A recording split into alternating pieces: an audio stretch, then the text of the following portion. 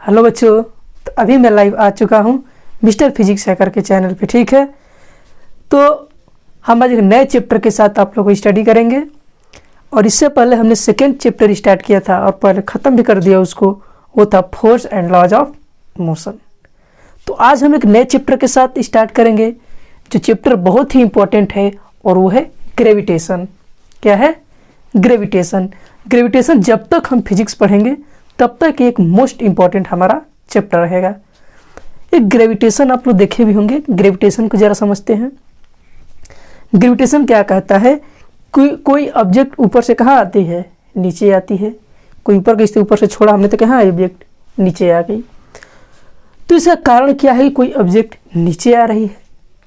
कोई ऊपर को हमने बॉल को ऊपर फेंकते हैं तो कुछ समय के बाद वो बॉल कहाँ आती है?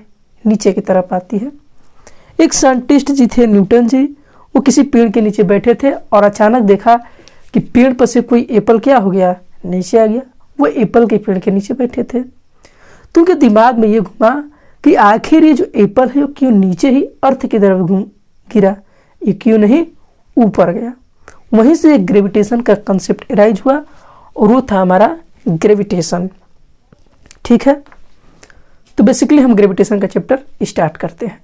ठीक, ग्रेविटेशन में हम लोग यही पढ़ेंगे कोई ऑब्जेक्ट कैसे नीचे आ रही है और उसका कारण क्या है। ठीक, एक हमारे पास कंसेप्ट आता है, उस कंसेप्ट को देखते हैं, और वो कंसेप्ट है ग्रेविटी। क्या है? ग्रेविटी। ठीक, पहले हम लोग ग्रेविटी को समझने का प्रयास करते हैं। ग्रेविटी क्या है? ग्रेविटी क्या कहता है कि इस यूनिवर्स की हर एक ऑब्जेक्ट, चाहे वो ऑब्जेक्ट छोटी हो या वो ऑब्जेक्ट बड़ी हो, वो एक दूसरे को अट्रैक्ट करती है किसी निश्चित फोर्स से। कहता क्या है ग्रेविटेशन? कि ब्रह्मांड की, यानी ग्रेविटी कहता है कि ब्रह्मांड की हर एक ऑब्जेक्ट, यानी यूनिवर्स की हर एक ऑब्जेक्ट, चाहे ऑब्जेक्ट छोटी हो या वो ऑब्जेक्ट बड़ी हो, वो एक दूसरे को क्या करती हैं? अट्रैक्ट करती हैं किसी फोर्स से। उसी को हम लोग कहते हैं ग्रेविटी। जैसे ये मार्कर, दो मार्कर हैं, तो ये दोनों मार्कर एक दूसरे को क्या कर रहे हैं? अट्रैक्ट कर रहे हैं। ये हमारा व्हाइट बोर्ड है और ये हमारा मार्कर है। ये व्हाइट बोर्ड और मार्कर भी एक दूसरे को क्या कर रहे हैं? अट्रैक्ट कर रहे हैं किसी निश्चित फोर्स से। तो ग्रेविटी यही कहता है कि ब्रह्मांड की हर एक ऑब्जेक्ट किसी दूसरे ऑब्जेक्ट को अट्रैक्ट करती है एक निश्चित फोर्स से, विद अ सर्टेन फोर्स। उसी टर्म को हम लोग कहते हैं ग्रेविटी। तो ग्रेविटी का डिफिनेशन क्या लिखना चाहते हैं? लिखते हैं क्या? Every object in the universe,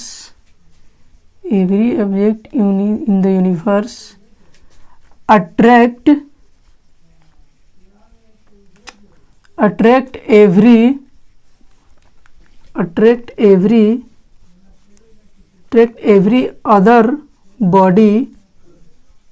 every other body with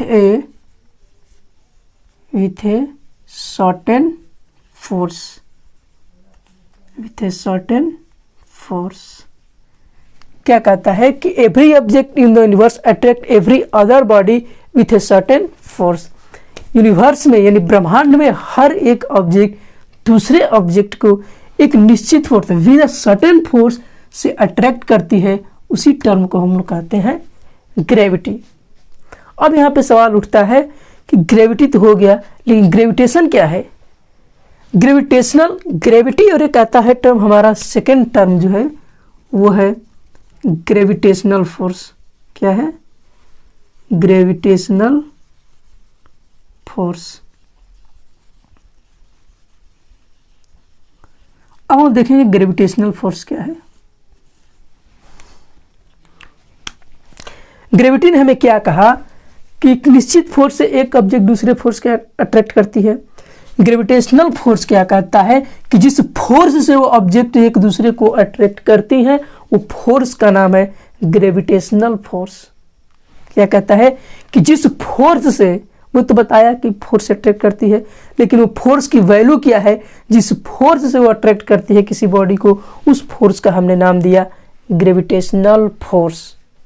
ये सर्टेन फोर्स अट्रैक्ट कर रहा था, लेकिन कितना फोर्स, किस फोर्स से अट्रैक्ट कर रहा था, उसी फोर्स को हमने नाम दिया ग्रेविटेशनल फोर्स। ग्रेविटी तो हमें बस समझाया कि एक बॉडी दूसरे बॉडी को अट्रैक्ट करती है, लेकिन किस फोर्स से, जिस फोर्स से अट्रैक्ट करती है, उस फोर्स का नाम हमने दिया ग्रेविटेशनल फोर्स। न्यूटन्स ने बताया कि इस फोर्स से बॉडी एक दूसरे को अट्रैक्ट करती है, उस फोर्स को हम लोग कहते हैं ग्रेविटेशनल फोर्स। तो इसको क्या लिखेंगे, चलिए ध्यान से देखिए, the force with which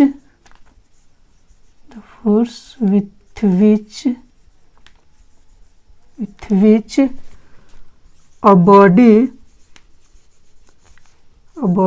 attract to other body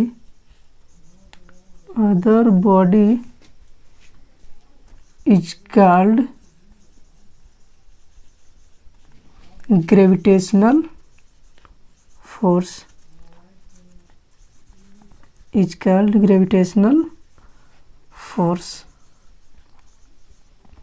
ये है बताता है ग्रेविटेशनल फोर्स कि जिस फोर्स से कोई बॉडी दूसरे बॉडी को अट्रैक्ट करती है, उस फोर्स को हम लोग नाम देते हैं ग्रेविटेशनल फोर्स। तो इसको आप लोग नोट करिए, हम आगे का टर्म समझाते हैं, ठीक है। इसका स्क्रीनशॉट ले लीजिए, ठीक है बाबू, तो इसका स्क्रीनशॉट ले लीजिए। अब हम देखेंगे universal law of gravitation. Gravity और ग्रेविटेशनल फोर्स के बाद हम लोग देखेंगे एक concept universal law of gravitation. ये न्यूटन्स ने ही दिया था, जो लॉ क्या था, यूनिवर्सल लॉ ऑफ ग्रेविटेशन। ये लॉ क्या कहता है यूनिवर्सल लॉ ग्रेविटेशन का, जरा ध्यान से समझिए, इसको समझाने का आपको हम प्रयास करते हैं, ठीक। हम क्या करते हैं कि यहाँ पे दो मास कंसीडर करते हैं। एक बॉडी का मास कैपिटल एम है, और इस बॉडी को हम ले लेते हैं, एक बॉडी स्मॉल बॉडी है जिसका मास स्मॉल एम है, ठीक है। और इन दोनों मास के बीच का जो डिस्टेंस है वो ले लेते हैं, कितना है, आर है, और इसका सेंटर ये है, और इस मास का बॉडी का सेंटर ये है, ठीक। हमने एक डायग्राम बनाया, दो बॉडी लिया, ये हम दो बॉडी ले लिए, एक बॉडी का मास कैपिटल एम है और एक बॉडी का मास स्मॉल एम है, और दोनों के बीच का डिस्टेंस कितना है, आर है, ठीक। तो यूनिवर्सल लॉ ऑफ ग्रेविटेशन क्या कहता है, इस फिगर के अनुसार समझते हैं। क्या कहता है, पहले इक्वेशन हम बनाते हैं, फिर आपको समझाते हैं, ठीक। या ध्यान से देखिए, ये हमारा एफ जी का मतलब gravitational force. Universal of gravitation क्या कहता है कि जो हमारा एफ जी जो है, एफ जी का मतलब ग्रेविटेशनल फोर्स क्या है, ये हम इसको ऐसे ही डिनोट करेंगे, ग्रेविटेशनल फोर्स को, ठीक। तो यूनिवर्सल ऑफ ग्रेविटेशन क्या कहता है, पहला कंसेप्ट समझते हैं कि इसमें जो ग्रेविटेशनल फोर्स है वो डायरेक्टली प्रोपोर्शनल होता है इन दोनों मास के प्रोडक्ट के, डायरेक्टली प्रोपोर्शनल, यानी m और स्मॉल m। इसको इक्वेशन नंबर फर्स्ट ले लेते हैं, ठीक। क्या कहता है ग्रेविटेशनल फोर्स कि द ग्रेविटेशनल फोर्स जो होता है वो डायरेक्टली प्रोपोर्शनल होता है इन दोनों मास के प्रोडक्ट के। क्या कहा कि दोनों मास के प्रोडक्ट का डायरेक्टली प्रोपोर्शनल होता है ग्रेविटेशनल फोर्स। दूसरा इक्वेशन क्या कहता है कि जो ये ग्रेविटेशनल फोर्स होता है वो इन्वर्सली प्रोपोर्शनल होता है square of distance between them. इसको हम लोग मान लेते हैं सेकेंड इक्वेशन। क्या कहा कि जो ग्रेविटेशनल फोर्स होता है उन दोनों मास के बीच का जो डिस्टेंस है ना आर, उसके स्क्वायर का इन्वर्सली प्रोपोर्शनल होता है। देखिए इन्वर्सली है, ये डायरेक्टली था, लेकिन ये क्या है, उसका उल्टा इन्वर्सली है। लेकिन किसका इन्वर्सली है, उन दोनों मास के बीच का जो डिस्टेंस आर है उसके स्क्वायर का इन्वर्सली प्रोपोर्शनल है, ठीक। तो हम क्या करते हैं, जब इन दोनों इक्वेशन को कंबाइन करेंगे, combine equation first and second, तो क्या पाएंगे हम लोग कि जो ग्रेविटेशनल फोर्स होता है वो डायरेक्टली प्रोपोर्शनल क्या है, एम अपान में आर स्क्वायर। ठीक, अगर इस डायरेक्टली को हम साइन हटाते हैं तो हमारे पास एक कांस्टेंट आता है, डायरेक्टली का साइन हटता है तो एक कांस्टेंट आता है, और कांस्टेंट क्या है, कैपिटल जी, और product of mass M small M upon में आर स्क्वायर।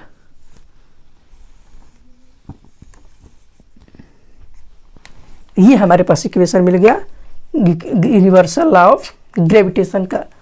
देखिए क्या कह रहा है ग्रेविटेशन, एफ जी जो है, जब डायरेक्टली को साइन को हटाते हैं, कहीं भी अगर डायरेक्टली का साइन हटता है तो वहाँ पे कांस्टेंट वैल्यू आती है, जिसको हम लोग क्या है, यहाँ पे ग्रेविटेशनल के लिए कांस्टेंट जो आता है वो होता है जी। यहाँ पे जो जी है, ये जी है, इसको हम लोग कहते हैं ग्रेविटेशनल कांस्टेंट। क्या कहते हैं बाबू, ग्रेविटेशनल कांस्टेंट। ठीक, जिसकी वैल्यू होती है 6.67 into 10⁻⁻11 Newton metre square per kg square. ठीक, Newton metre square per kg square, ये हमारा क्या है, ग्रेविटेशनल कांस्टेंट जी की वैल्यू है। तो ये हमारा है यूनिवर्सल लॉ ऑफ ग्रेविटेशन। ये मैथमेटिकली हमने आपको समझाया कि दोनों प्रोडक्ट के मास का डायरेक्टली प्रोपोर्शनल होता है ग्रेविटेशनल फोर्स, और इन दोनों मास के बीच के जो डिस्टेंस आर है उसका इन्वर्सली प्रोपोर्शनल होता है। जब दोनों इक्वेशन को कंबाइन किया तो डायरेक्टली का साइन हटा के हमने ग्रेविटेशनल कांस्टेंट जी एम और एक मास का एम अपान में आर स्क्वायर, और यही हमें कहलाया यूनिवर्सल लॉ ऑफ ग्रेविटेशन। अब इसको हम लोग थ्योरेटिकली लिख लेते हैं। तो अकॉर्डिंग टू, अब लिखते हैं यहाँ से, ठीक, जरा ध्यान से समझिए, लिखते हैं कंसेप्ट को। क्या, according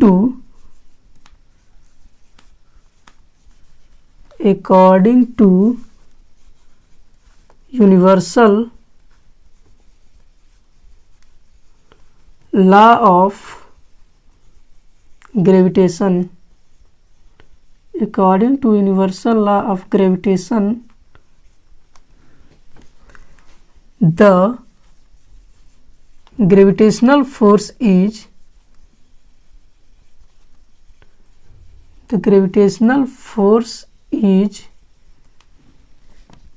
directly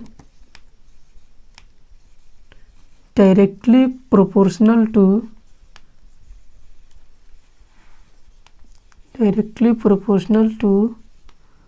product of masses and inversely proportional to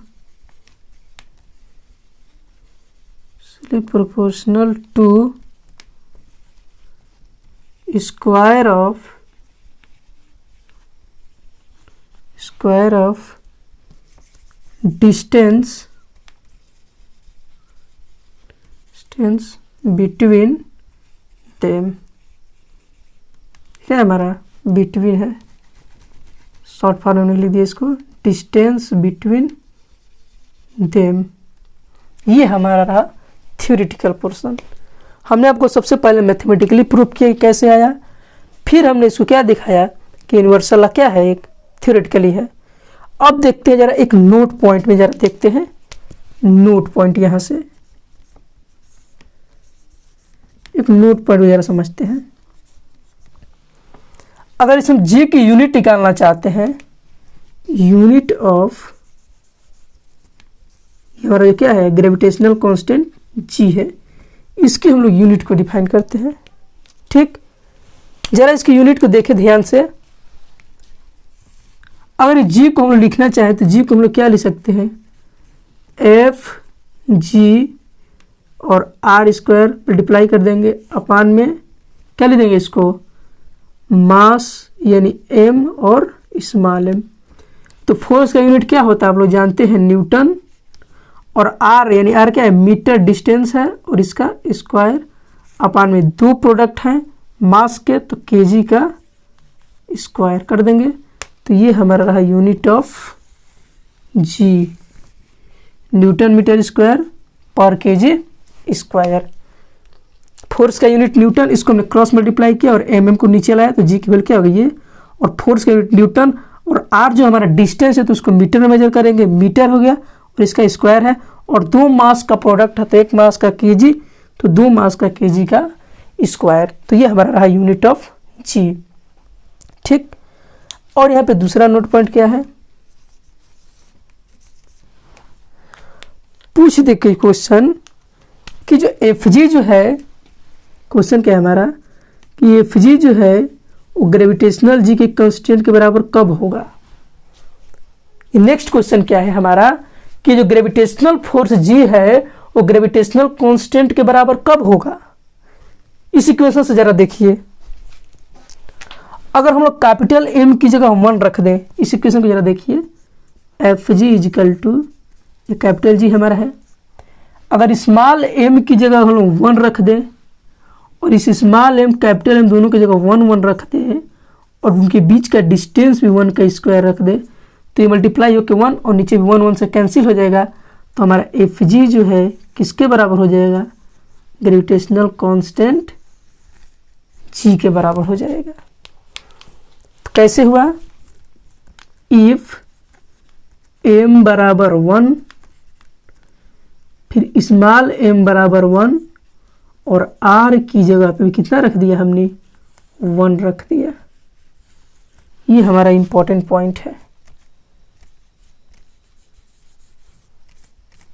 question क्या हमने पूछा कि 1 न्यूटन जो है वो ग्रेविटेशनल कांस्टेंट के बराबर कब होगा।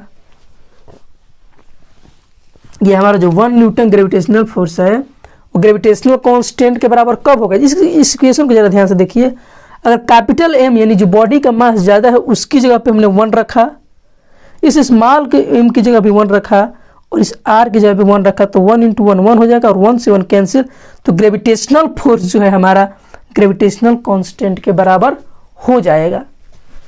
तो ये रहा हमारा यूनिवर्सल ऑफ ग्रेविटेशन का पूरा कंसेप्ट। तो इसका आप लोग वीडियो पॉज करके स्क्रीनशॉट ले लीजिए। ठीक, अब इसको नोट कर लीजिए। ठीक है, स्क्रीनशॉट लेके इसका नोट कर लीजिए। ठीक, तो आज का लेक्चर हम यहीं पे समाप्त करते हैं। आज हमने 3 टॉपिक पढ़ा, ग्रेविटी, ग्रेविटेशनल फोर्स और यूनिवर्सल ऑफ ग्रेविटेशन। तो आज का लेक्चर हम यहीं पे समाप्त करते हैं। अगले क्लास में इसके आगे कंटिन्यू किया जाएगा। तब तक आप इस पूरे टॉपिक को रिव्यू कर लीजिएगा, रिवीजन करके आइएगा। नेक्स्ट क्लास में मिलते हैं, तब तक के लिए बेस्ट ऑफ लक।